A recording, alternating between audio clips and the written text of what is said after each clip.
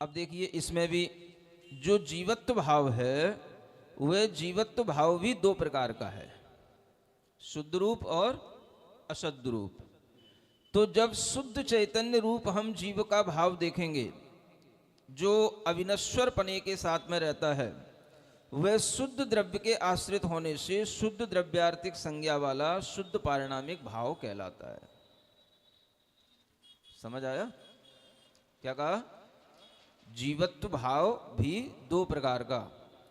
तो जो जीव का भाव जो जीवत्व है वह जब शुद्ध द्रव्य के आश्रित शुद्ध द्रव्यार्थिक संज्ञा को प्राप्त कर लेता है तो वह शुद्ध पारिणामिक भाव कहलाता है, जो हमेशा अविनश्वर भाव के साथ चलता है, वो अविनश्वर रूप से रहता है। माने जीव का शुद्ध चैतन्य रूप कभी भी विनष्ट नहीं होता।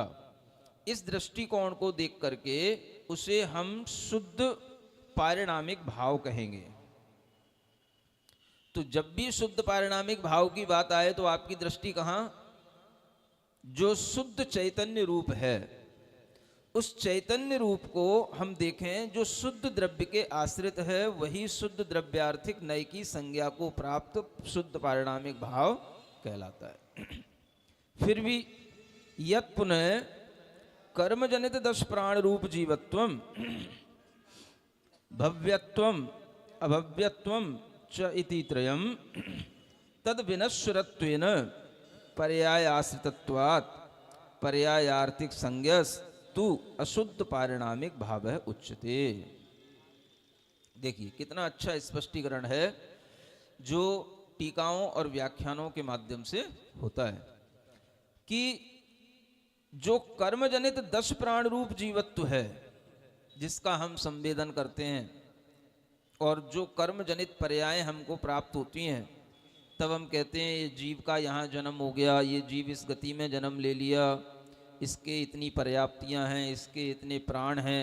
ये सब जो कुछ भी कर्म जनित होता है, यह जीव का स्वरूप, यह जो जीवत्व है, ये अशुद्ध पारिणामिक भाव के रूप में जानना, क्योंकि ये पर्याय के आश्रित है, विनश्वर स्वभाव वाला है।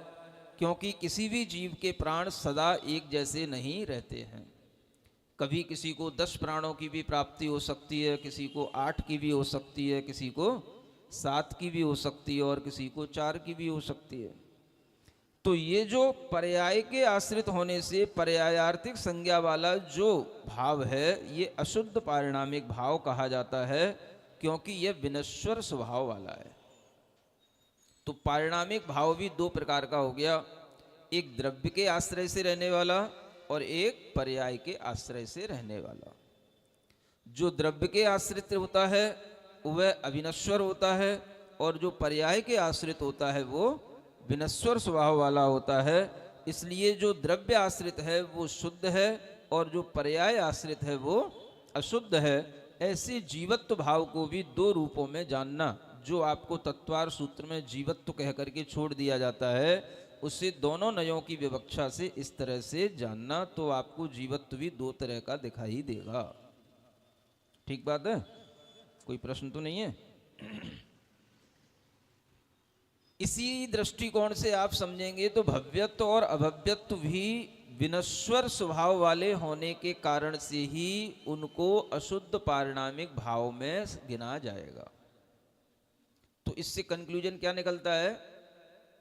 जो पारिणामिक भाव विनश्वर स्वभाव के साथ हों, है ना, पर्याय से संबंध रखने वाले हों, वो तो अशुद्ध हैं, और जो पारिणामिक भाव द्रव्य के साथ रहने वाले हैं वो शुद्ध हैं।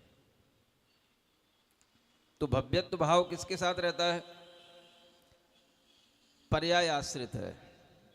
कौन सी पर्याय? संसार की पर्याय के आश्रित है। संसार भी एक पर्याय है। चारों गतियों को मिलाकर के भी एक पर्याय बना सकते हो कि नहीं? चारों गतियों की अपनी अपनी अलग अलग पर्याय, और चारों गतियों को मिलाकर के भी जब तक वह इन पर्यायों में ही पर्याय बुद्धि के साथ घूमता रहेगा तो वह पर्याय आश्रित ही जीव कहलाएगा। तो संसार में जब तक वह जीव रहता है तब तक वह भव्यपने के साथ, पर्याय के साथ रहते हुए भी वह अपनी दृष्टि में अनेकांत का ज्ञान ला सकता है, अनेकांत की चर्या कर सकता है, लेकिन उसके अंदर जो ये भव्यत्व भाव है यह उसके लिए मोक्ष पर्याय प्राप्त होने से पहले पहले तक ही रहेगा, मोक्ष पर्याय में छूट जाएगा। तो इससे आपको क्या समझ में आया कि संसार भी एक पर्याय है और मोक्ष भी एक पर्याय है। सुन रहे हो कि नहीं? समझ आ रहा है? पर्याय उसी को कहते हैं जो बदल जाए। तो आपसे संसार से एकदम आप मोक्ष में पहुंच गए तो क्या बदला? द्रव्य तो नहीं बदलेगा, बदलेगी तो पर्याय। तो इसको भी आप पर्याय समझो। आप मोक्ष मोक्ष कहते रहते हो, ये भी क्या है ना? संसार की पर्याय से मोक्ष की पर्याय प्राप्त करना, ये परिवर्तन पर्याय में ही होता है। तो मोक्ष एक पर्याय होते हुए भी वो पर्याय एक तरह से कैसी है? वो अविनश्वर हो गई, है ना? और संसार की पर्याय विनश्वर भी है और अविनश्वर भी है। सुन रहे हैं? नया ज्ञान दे रहा हूं आपको। हाँ, पुराना ज्ञान नहीं वो दे रहा हूं कुछ भी। भले ही ग्रंथ पुराना हो सकता है, टीका पुरानी हो सकती है, लेकिन चिंतन और ज्ञान नया है। क्या सुना? तो संसार की पर्याय अविनश्वर भी है और विनश्वर भी है। अब देखिए, भव्यत्व जो पर्याय है वह पर्याय जब तक संसार में रह करके वह संसार को छोड़ नहीं देता तब तक वह पर्याय उसकी कैसी है? उसके लिए अविनश्वर है। जब छूट गई तो वो विनश्वर है। अभव्य जीव है, उसके लिए संसार की पर्याय कैसी है? टोटल संसार की पर्याय, वो हमेशा संसार में ही रहेगा। तो उसकी वो संसारिक पर्याय कैसी हो गई? अविनश्वर हो गई। उसकी वो संसार की पर्याय कभी छूटेगी नहीं। तो अशुद्ध पर्याय में भी हम अविनश्वर और विनश्वर दोनों घटित कर सकते हैं। ये अनेकांतोपि अनेकांत इसी को बोलते हैं। नहीं समझे? अभी तो यहां क्या कहा जा रहा था? जो विनश्वर पने से है वो अशुद्ध है और अविनश्वर पने से है वो शुद्ध है। लेकिन अब इसमें भी हम और चेंज लाते हैं। तो अनेकांत में और जब गहराई में घुसते हैं तो हमें देखने को मिलेगा कि अविनश्वर रूप जो पर्याय है, चतुर्गति रूप जो संसारिक पर्याय है, ये अभिव्य जीवों के लिए अविनश्वर है, लेकिन ये शुद्ध नहीं कहलाएगी। तो क्या कहेंगे इसको? इसको भी अशुद्ध पर्याय कहेंगे। तो ये भी एक आपके लिए नया चिंतन का विषय है। विद्वान लोग बैठे हैं ना, आप ही विद्वान हैं जो सीनियर स्टूडेंट हैं। तो ये भी थोड़ा सा व्याख्यान को जो लिखा होता है वो तो सत्य है ही, उसके आगे भी थोड़ा सा और घुसने की कोशिश किया करो। तो ये जब हमारे सामने आता है कि जो कुछ भी चतुर्गति रूप संसार में परिभ्रमण करते हुए जब हम देखते हैं तो हर गति की अपनी पर्याय नष्ट होती है, ये ठीक है। लेकिन चारों गति रूप अगर हम एक संसार की पर्याय को समझें तो वह पर्याय भी विनश्वर भी है और अविनश्वर भी है। चतुर्गति रूप समझ रहे हैं ना, जिसे हम संसार कह रहे हैं, बस चारों गति रूप एक संसारिक पर्याय बस। तो उस संसार में अगर ये अभव्य जीव को देखेंगे तो वो हमेशा अविनश्वर रूप से रहने वाला है। तो इसलिए ये एकांत भी नहीं बनाना कि अविनश्वर पर्याय नियम से शुद्ध ही होती है। ये सिर्फ उसी के लिए है जब हम द्रव्य और पर्याय की सापेक्ष दृष्टि रखते हैं। तो जो पर्याय द्रव्य आश्रित होगी वो अविनश्वर होने से शुद्ध कहलाएगी और जो पर्याय आश्रित होगी वह नश्वर होने से अशुद्ध कहलाएगी। तो इस तरह से अनेकांत में भी अनेकांत आचार्य समंतभद्र महाराज बताते हैं। पढ़ा है ना आप लोगों ने? अरनाथ भगवान की स्तुति में आचार्य समंतभद्र महाराज कहते हैं अनेकांतोप्यनेकांत प्रमाण नय साधनात्। तो प्रमाण और नय के साधन से अनेकांत में भी अनेकांत है ना? ये अनेकांत में अनेकांत का उदाहरण इससे अच्छा और कुछ नहीं हो सकता। तो यही अनेकांत में अनेकांत का उदाहरण इस तरीके से बनता है ना? तो जिस चीज को हम किसी नए की दृष्टि से कहते हैं उसी चीज को हम बाद में और भी दूसरे नए की दृष्टि से विस्तारित कर लेते हैं। ये भी अनेकांत का, नयों का विस्तार कहलाता है। इसको भी ध्यान में रख करके हम इन व्याख्याओं को समझ सकते हैं।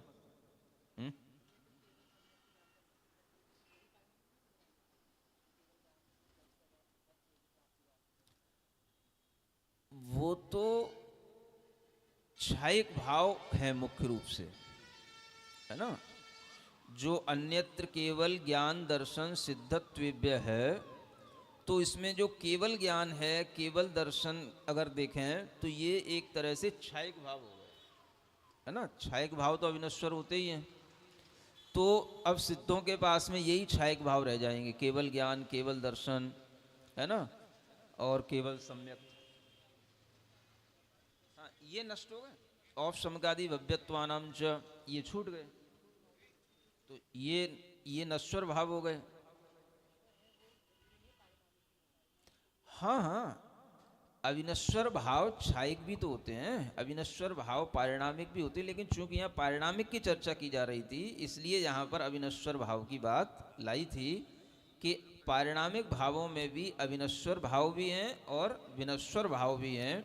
फिर वो चर्चा आगे बढ़ी तो वह एक संपूर्ण सांसारिक पर्याय की दृष्टि से देखें तो वह पर्याय दोनों प्रकार की हमें उपलब्ध होती है, भव्य और अभव्य जीवों की अपेक्षा से। हाँ बोलिए। नमोस्तु मेरा श्री। मेरा श्री, जो अनेकांत की दृष्टि से आपने और अनिश्चित बताई है कि अगर अभव्य भव्य बन गया, वो मोक्ष मार्ग में चला गया, तो उस दृष्टि से वो अनिश्चित कैसे रहेगा? जी कब हमने कह दिया, जी कब कह दिया हमने अभव्य भव्य बन गया? तो नहीं, संसार की दृष्टि से अनिश्चित बताया आपने। नहीं, ऐसा कुछ भी कहाँ कहा। अभव्य भव्य बन सकता है क्या? ये कहाँ से आ गई बात? ये तो कक्षा 1 का बच्चा भी जानता है, अभव्य कभी भव्य नहीं बनता, भव्य कभी अभव्य नहीं बनता। हम जिस ग्राउंड पे बात कर रहे हैं शायद आप वहाँ पहुँच नहीं रहे हैं, है ना। कि हम पूरी चतुर्गति की, संसार की एक पर्याय को लेकर के चल रहे हैं, है ना। चतुर्गति रूप संसार की पर्याय, उसको हम मोक्ष पर्याय के सामने रख करके बात कर रहे हैं। तो चतुर्गति रूप जो संसार पर्याय है वो भव्य जीव की भी होती है और अभव्य जीव की भी होती है। तो अभव्य जीव की अपेक्षा से वो अविनश्वर हो गई, क्योंकि अभव्य जीव हमेशा संसार में रहेगा, ये कह रहा हूँ। अभव्य भव्य कैसे बन जाएगा, ये तो कोई सिद्धांत है ही नहीं, है ना। तो भव्य दोनों प्रकार के होते हैं, जो संसार में रहते हैं और संसार से मुक्त भी होते हैं, है ना। तो भव्य में दोनों तरह की पर्याय घटित हो सकती हैं। कि भव्य ऐसे भी भव्य हैं जो संसार में ही रहेंगे, जिन्हें हम दूरानुदूर भव्य कहते हैं। तो उनमें दोनों प्रकार की पर्याय घटित हो जाएंगी, नश्वर भी और अविनश्वर भी। लेकिन अभव्य में तो नियम से ये अविनश्वर रूप संसार पर्याय ही रहेगी। तो बात चलते चलते ये आ गई कि द्रव्य ही केवल नश्वर और अविनश्वर नहीं होता है, पर्याय भी नश्वर और अविनश्वर होती है। ये भी आपको यहाँ पर बताया गया है ना। क्या कहा, कुछ नया नया तो सीख लो, है? जो सीखे हुए वो तो अच्छा है ही, कुछ नया भी तो सीख लो। अभी तक हमने क्या सुनते थे, द्रव्य ही अविनश्वर होता है, पर्याय तो नश्वर होती है। इसमें भी अनेकांत है। द्रव्य अविनश्वर होता है ये ठीक है, लेकिन पर्याय नियम से अविनश्वर नहीं होती या नश्वर ही होती है, ऐसा एकांत नहीं है। पर्याय भी अविनश्वर होती है और पर्याय नश्वर भी होती है। ये दोनों प्रकार की बात ध्यान में रखना, ठीक है ना। तो आप कुछ नई नई पॉइंट नोट करो। जैसे मोक्ष की पर्याय है तो क्या हो गई, ये अविनश्वर पर्याय है ना। ये चलो एक समूह रूप से द्रव्य की पर्याय हो गई। सिद्ध पर्याय है, सिद्ध भी तो क्या है, एक पर्याय है ना। तो ये कैसी पर्याय है, अविनश्वर पर्याय है। तो जब आप पढ़ते हो अध्यात्म ग्रंथ तो आपसे यही कहा जाता है पर्याय नश्वर होती है, पर्याय नश्वर होती है। ये एकांत नहीं है कि पर्याय नश्वर ही होती है, ये भी तो कहना सीखो कि पर्याय अविनश्वर भी होती है ना। तो मोक्ष की पर्याय भी एक पर्याय है, वो भी अविनश्वर है। तो संसार की पर्याय भी पर्याय है, संसार की पर्याय भी किसी के लिए अविनश्वर है। किसके लिए है, तो अभव्य जीव के लिए संसार की पर्याय अविनश्वर है। नहीं समझे? हाँ, कुछ नई चीजें नहीं सीखोगे तो फिर गुरु सानिध्य का मतलब ही क्या है? किताबें तो सबके पास हैं। तो पर्याय हमेशा क्षणिक होती है, पर्याय हमेशा नश्वर होती है, ऐसा एकांत नहीं है। ये भी अनेकांत दृष्टि से सीखो। अब आपको क्षायिक ज्ञान प्राप्त हो गया, मान लो, है ना, केवल ज्ञान हो गया, तो केवल ज्ञान भी क्या है? ज्ञान गुण की एक पर्याय है ना। द्रव्य की पर्याय भी अविनश्वर हो गई, जैसे सिद्ध पर्याय, ये क्या हो गई? द्रव्य पर्याय हो गई। और गुणों की पर्याय देखें तो केवल ज्ञान पर्याय, तो ये क्या है? ये ज्ञान गुण की पर्याय है, तो ये भी अविनश्वर हो गई, केवल ज्ञान पर्याय। तो पर्याय अविनश्वर भी होती हैं, ये भी कभी कभी बताया करो। नहीं सुन रहे हो? समझ रहे हो ना? हाँ, द्रव्य अविनश्वर होता है, द्रव्य त्रैकालिक अविनश्वर स्वभाव वाला है। ये द्रव्य तो हमेशा ही सबको ही सुनाता रहता है, द्रव्य अविनश्वर होता है, और वही हम सुन सुन करके बोलते रहते हैं। तो कुछ नया भी तो बोलना सीखो, जो आगम के विपरीत ना हो। बताओ पंडित जी, नितिन बैठे हैं। समझ आ रहा है ना? है? पर्याय भी अविनश्वर है, ये भी तो कहो कभी कभी। तो कौन सी पर्याय? बोले द्रव्य की भी पर्याय अविनश्वर है। सिद्ध पर्याय क्या है? द्रव्य की पर्याय। गुण की पर्याय भी अविनश्वर है, केवल ज्ञान क्या है? ज्ञान गुण की पर्याय। तो ऐसे पर्याय भी अविनश्वर होती है। तो इस तरह से हम अनेकांत की दृष्टि से वस्तु स्वरूप को समझेंगे, तब हम जो है हर चीज को अपने दिमाग में क्लियरली समझ पाएंगे, ऐसा कहने का मतलब है। तो इसी तरीके से यहां पर कहा जा रहा है, पारिणामिक भाव शुद्ध भी होता है, अशुद्ध भी होता है ना। द्रव्य की दृष्टि से द्रव्य के आश्रित जो पारिणामिक भाव है वो शुद्ध है, जो शुद्ध चैतन्य रूप है ना। और जो 10 प्राण रूप है वो किसी एक पर्याय की अपेक्षा से देखें तो वह विनश्वर है। और अगर हम सामूहिक पर्याय की अपेक्षा से देखें तो वो 10 प्राण में से 4 प्राण तो जीव के लिए हमेशा संसारी जीव में मिलते ही है ना। तो 4 प्राण से तो रहित कभी जीव हुआ ही नहीं। तिक्काले चदुपाणा, तिक्काले माने तीनों कालों में चारों प्राण वाला जीव होता है, 4 प्राण वाला। तो तीनों कालों की बात आ गई, तो शाश्वत बात हो गई कि नहीं हो गई? तिक्काले चदुपाणा, 4 प्राण से तो कम किसी जीव के होते ही नहीं। चाहे एक इंद्रिय जीव होगा तो भी उसके पास में 4 प्राण तो रहते ही है। निगोद जीव भी होगा तो भी उसके पास में 4 प्राण तो होते ही है। तो तिक्काले चदुपाणा, जब कोई त्रैकालिक बात आ रही है तो ये प्राण हमारे लिए 4 रूप जो प्राण हैं, ये प्राणों की दृष्टि से देखेंगे तो त्रैकाल में ये चारों प्राण हमेशा बने हुए हैं। इन्हीं का विस्तार और संक्षेप होता रहता है, ये अलग बात है, लेकिन 4 प्राण तो हमेशा बने रहते हैं। इस तरह से यह प्राण रूप जो पर्याय को अगर हम देखें, संसार की पर्याय को देखें, तो ये भी त्रैकालिक है। सुन रहे हो? 4 प्राण रूप जो पर्याय है ये क्या है? त्रैकालिक हुई कि नहीं? तिक्काले चदुपाणा सबने पढ़ा होगा और सब पढ़ाते होंगे, लेकिन इसमें पर्याय को भी हम त्रैकालिक कहा गया है। तीनों कालों में रहने वाले 4 प्राण जीव के हमेशा बने रहते हैं जब तक वह संसार में रहेगा। भले ही वो बदलते रहेंगे तो 4 ही प्राण। तो ये प्राण भी जो है जीव का कर्म जनित स्वभाव होने पर भी, पराश्रित पर्याय होने पर भी, पर्याय के साथ रहने वाला अशुद्ध परिणाम होने पर भी यह शाश्वत हो गया, है ना। तो कुछ कुछ नई नई बातें भी समाज में प्रसारित किया करो, है ना। हाँ, तो कुछ अच्छी बात बने कि पर्याय में भी हम त्रैकालिकपना देखें, पर्याय में भी हम अविनश्वरपना बताएं। तो ये धारणा एकांत ना बने कि पर्याय नियम से क्षणिक ही होती है या पर्याय हमेशा नश्वर ही होती है। आ रहा है समझ में? इसीलिए प्रश्न नहीं कर रहा हूं, सब समझ आ रहा है इसका मतलब, है ना। चलिए, तद विनश्वरत्वेन ये तो हो गया था ना, पर्यायाश्रितत्वात् पर्यायार्थी संज्ञा अशुद्ध पारणिक भाव उच्यते। अशुद्धत्वम कथम इति चेत,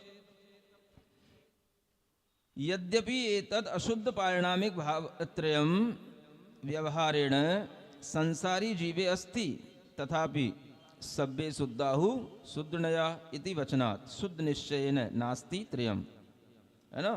मुक्त जीवे पुनः सर्वथैव नास्ति इति हेतु अशुद्धत्वम भड्यते। फिर यहाँ पर कहते हैं ये अशुद्धपना कैसे है। अगर ऐसा पूछते हो तो अब अंत में हम निष्कर्ष दे करके बता रहे हैं, इसको कान खोल के सुनो। यद्यपि यह अशुद्ध पारिणामिक तीनों व्यवहार से संसारी जीव में रहते हैं। कौन से तीनों? अशुद्ध रूप जीवत्व भाव, भव्यत्व और अभव्यत्व, ये सभी संसारी जीवों में ये अशुद्ध पारिणामिक भाव रहते हैं। फिर भी ये जो वचन कहा गया है सब्बे शुद्धाहु शुद्ध नया, यानी शुद्ध नय से सभी जीव शुद्ध हैं, ये जो वचन है ये शुद्ध निश्चय नय से है। इसलिए शुद्ध निश्चय नय से ये तीनों भाव जीव में नहीं हैं। यानी शुद्ध निश्चय नय से जीव में अशुद्ध जीवत्व भी नहीं है, अभव्यत्व और भव्यत्व भी नहीं है। शुद्ध निश्चय नय से जीव में केवल शुद्ध चैतन्य स्वरूप भाव रहता है, यह इसका अर्थ है। तो जितने भी संसार या मुक्ति में रहने वाले जीव हैं, अपने इस शुद्ध निश्चय नय से जो उनके अंदर शुद्ध चैतन्य स्वरूप भाव है वो उनमें सब में विद्यमान है। ये कहने का अर्थ है सब्बे जीवाहु शुद्ध नया, बस, है ना। इसका मतलब ये नहीं है कि सब जीव शुद्ध नय से शुद्ध हो गए हैं या शुद्ध हैं। सब में चैतन्य रूप भाव है, सब में शुद्ध चैतन्य रूप अवस्था विद्यमान है, वो शुद्ध नय के माध्यम से जानी जाती है। इसलिए सभी जीव संसार के हों चाहे मुक्ति के हों, शुद्ध नय से शुद्ध है, ये कहने का तात्पर्य। ठीक है। इति हेतु अशुद्धत्वम, हाँ, मुक्त जीवे पुनः सर्वथैव नास्ति, यानी मुक्त जीव में यह अशुद्धता सर्वथा नहीं होती है। इति हेतु अशुद्धत्वम मंडते, इस हेतु से यह अशुद्धपना भी यहाँ पर बताया जाता है। यानी अशुद्धपना पारिणामिक भाव में क्यों बताया गया, तो इस कारण से बताया गया कि संसारी जीवों में शुद्ध निश्चय नय से ये तीन प्रकार के अशुद्ध पारिणामिक भाव भी होते हैं, और शुद्ध निश्चय नय से नहीं होने के कारण से अशुद्ध पारिणामिक भाव अशुद्ध नय से कहे जाते हैं। इस तरह से ये जान करके हेतु ये बताया गया और इसी से अशुद्धपना जानना। तत्र शुद्धाशुद्ध पारिणामिक मध्ये शुद्ध पारिणामिक भावो ध्यान काले ध्येय रूपो भवति, ध्यान रूपो न भवति। कस्मात् ध्यान पर्यायस्य विनश्वरत्वात् शुद्ध पारिणामिकस्तु द्रव्य रूपत्वात् अविनश्वरः इति भावार्थः, है ना। अब यहाँ पर अंत में ये भावार्थ दे करके बता रहे हैं कि जो शुद्ध शुद्ध पारिणामिक भाव की चर्चा की गई, इसमें जो शुद्ध पारिणामिक भाव है यह ध्यान काल में ध्येय रूप होता है। देखिए अब ये काम की बात है ना। ध्यान करें, किसका करें, किसको ध्येय बनाएं, तो ध्येय जो होता है वह शुद्ध पारिणामिक भाव को ध्येय बनाया जाता है। माने मैं शुद्ध चैतन्य स्वरूप हूँ, ये हमारा क्या हो गया, ये शुद्ध पारिणामिक भाव कहलाएगा। इसको हम ध्येय बनाएंगे तो ये ध्येय रूप जो है भाव ध्यान के काल में ये कहलाएगा शुद्ध पारिणामिक भाव, है ना। ये भाव ध्यान रूपो न भवति, ये ध्येय रूप रहेगा। शुद्ध पारिणामिक भाव ध्यान नहीं होगा। देखो ध्यान में और ध्येय में अंतर जानना, है ना। ध्यान तो एक क्रिया है जो हम कर रहे हैं, और ध्येय जो है वो हमारा लक्ष्य है, जिसको हम देख रहे हैं, जिसको हम साध रहे हैं, जिसका हम ध्यान कर रहे हैं। तो ध्येय हमारा अविनश्वर होना चाहिए। तो ध्येय अविनश्वर कब बनेगा, जब हम शुद्ध पारिणामिक भाव पर अपना मन टिकाएंगे। और ध्यान कभी अविनश्वर नहीं होता, ध्यान तो नश्वर स्वभाव वाला है। इसलिए ध्यान पर्याय से विनश्वरत्वात्, ध्यान की जो पर्याय है वो कैसी है, वो विनश्वर स्वभाव वाली होती है। इसलिए शुद्ध पारिणामिक भाव जो द्रव्य रूप है वह अविनश्वर होने से ध्येय रूप भाव कहलाता है। तो इससे आप यह भी कंक्लूजन निकाल सकते हैं कि ध्यान और ध्येय में ध्येय तो अविनश्वर होना चाहिए, और अविनश्वर ध्येय का भी जब हम ध्यान करते हैं तो ध्यान हमारा हमेशा नश्वर रहता है, क्योंकि वो हर क्षण बदलता जाता है। तो ध्यान नश्वर होता है, लेकिन वह ध्यान जो अविनश्वर ध्येय का किया जा रहा है वो हमें ध्यान करते करते वही ध्यान हमें अविनश्वर ध्येय की प्राप्ति करा देता है। समझ रहे हैं? नहीं समझ आया? ध्यान और ध्येय में अंतर समझ आया कि नहीं आया? तो ध्यान एक क्रिया है, क्रिया चल रही है, और वो क्रिया चल रही है तो बदल भी रही है, बदल रही है माने छूट रही है। भाई आप धर्म ध्यान कर रहे हैं तो धर्म ध्यान भी एक तरह का नहीं है ना। 1 घंटे तक आप धर्म ध्यान कर रहे हैं तो कोई 1 घंटे आप एक ही जैसे ध्यान के भाव में कभी रह ही नहीं सकते। तो ये अपने दिमाग में होना चाहिए कि एक जैसा ध्यान का भाव कभी होता ही नहीं। तो वो ध्यान भी अनेक प्रकार का होता है, इसीलिए धर्म ध्यान भी अनेक प्रकार का है, शुक्ल ध्यान भी अनेक प्रकार का है। तो ध्यान एक नश्वर भाव है, ध्येय अविनश्वर होना चाहिए। इसलिए जब हम अरहम ध्यान सिखाते हैं यही बात मुख्य रूप से बोलते हैं, अपना ध्येय तो अविनश्वर बनाओ। अरहम यानी सिद्धों का समूह, अरहम यानी कि आपका अपना शुद्ध चैतन्य स्वरूप, ये अविनश्वर भाव है। इसलिए ध्यान में ध्येय अविनश्वर होना चाहिए। अगर आपका इन भावों पर भी शुद्ध स्वरूप पर दिमाग नहीं लगता या इस पे भी भाव नहीं टिकता, आप केवल अरहम के अक्षर अपने सामने रखो, ये भी शाश्वत अक्षर है। अक्षर तो आपके सामने हमेशा टिके रह सकते हैं ना। तो अपना ध्येय अविनश्वर बना के रखो तो ध्यान लगेगा। ध्यान टूटेगा लेकिन ध्येय नहीं टूटना चाहिए। जब जब आप आंखें खोलें या बंद करें, क्या बोलते हो आप? आंखें बंद करूं या खोलूं? आगे तेरा दर्शन हो जाए। हाँ, तो चाहे आप आंखें बंद करें या खोलें, आपको अरहम दिखना चाहिए, अरहम, है ना। आप अरहम के बीजाक्षरों को अपने सामने रखें, बस उस पर अपना ध्यान टिकाएं। समझ रहे हैं ना? तो ध्यान आपका लगेगा। चाहे आंखें बंद करें तो आपको अरहम के अक्षर दिखें, है ना। तो ध्यान के लिए ध्येय हमारे सामने अविनश्वर होना चाहिए। मान लो आपका किसी मूर्ति पर ध्यान लगता है तो मूर्ति आपके सामने अविनश्वर रूप से रहे, तो ध्येय अविनश्वर होना चाहिए, ध्यान अविनश्वर नहीं होगा। ये बात ध्यान में रख करके आज आपको ये समझ लेना है कि शुद्ध पारिणामिक भाव द्रव्य रूप होने से अविनश्वर होता है, और ध्यान की जो पर्याय होती है वो विनश्वर स्वभाव वाली होती है। तो ध्यान एक पर्याय है, ध्येय जो है हमारे सामने द्रव्य रूप में अविनश्वर भाव के साथ रहता है। यह इस गाथा का अंतिम निष्कर्ष है जो हमारे लिए उपादेय है, यही इसका भावार्थ है। महाराज श्री, एक जिज्ञासा है। एक ध्यान की जो चर्चा चल रही है, इसमें अभी जो वर्तमान स्थिति में है, एक श्रावक, सामान्य श्रावक कितने हाईएस्ट पीक तक ध्यान कर सकता है? क्या इस अवस्था, जैसे कि जो मैंने व्यक्तिगत तौर पर अनुभव किया है कि जब मेरा जो पीक होता है, मुझे लगता है कि मेरा शरीर उड़ रहा है, कोई खींच रहा है, तो उस अवस्था को हम क्या कहते हैं? हम क्या हाईएस्ट स्तर तक पहुंच सकते हैं महाराज श्री? देखिए, ध्यान के लिए अवस्थाएं अपने मन की एकाग्रता पर निर्भर करती हैं, और हम जितना अपने मन की एकाग्रता से संसार के विकल्पों को भुला सकें, और संसार के विकल्पों को भुलाते भुलाते हम अगर कभी इस स्थिति तक भी आ जाएं कि हम देह में बैठे हैं, ये विकल्प भी भुला सकें, तो उसको कहते हैं वह हाईएस्ट लेवल का मेडिटेशन, है ना। तो ये सबके लिए संभव नहीं होता, और कभी कभार अगर आपके लिए या किसी के लिए जो ध्यान के अभ्यासी हो जाते हैं, जिन्हें शरीर में जिनका आसन स्थिर होता है, उनके लिए ये अवस्था कभी कभी प्राप्त हो सकती है। तो ध्यान की प्राप्ति के लिए आसन की स्थिरता होना बहुत आवश्यक बताया गया है। तो जब आपका आसन स्थिर होगा, आप लगातार किसी एक आसन पर 1 घंटे तक, 2 घंटे तक, 3 घंटे तक बैठने के अभ्यासी होंगे, तब आपको कहीं इस तरह का एक सुप्रीम लेवल का एक फीलिंग जो आपके अंदर आएगी, वो कभी आ सकती है, लेकिन वह आएगी तभी जब आपको इसका अभ्यास होगा।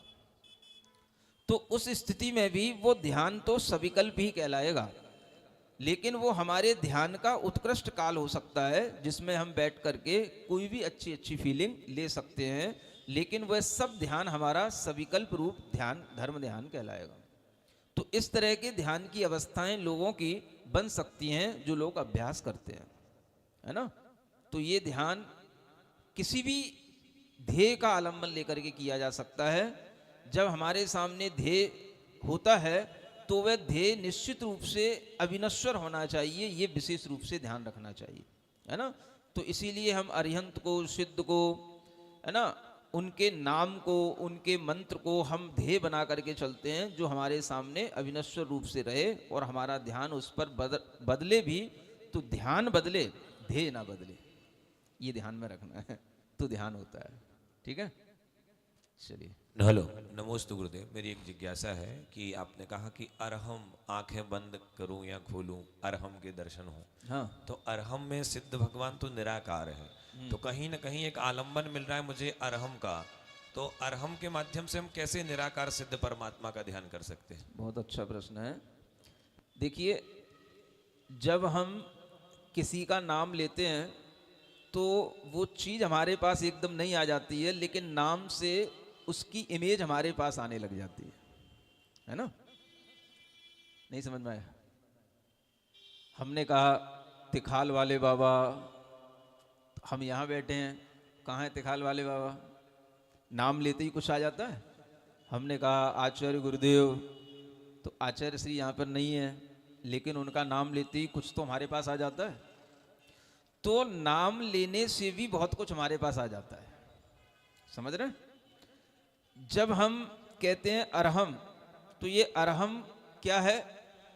ये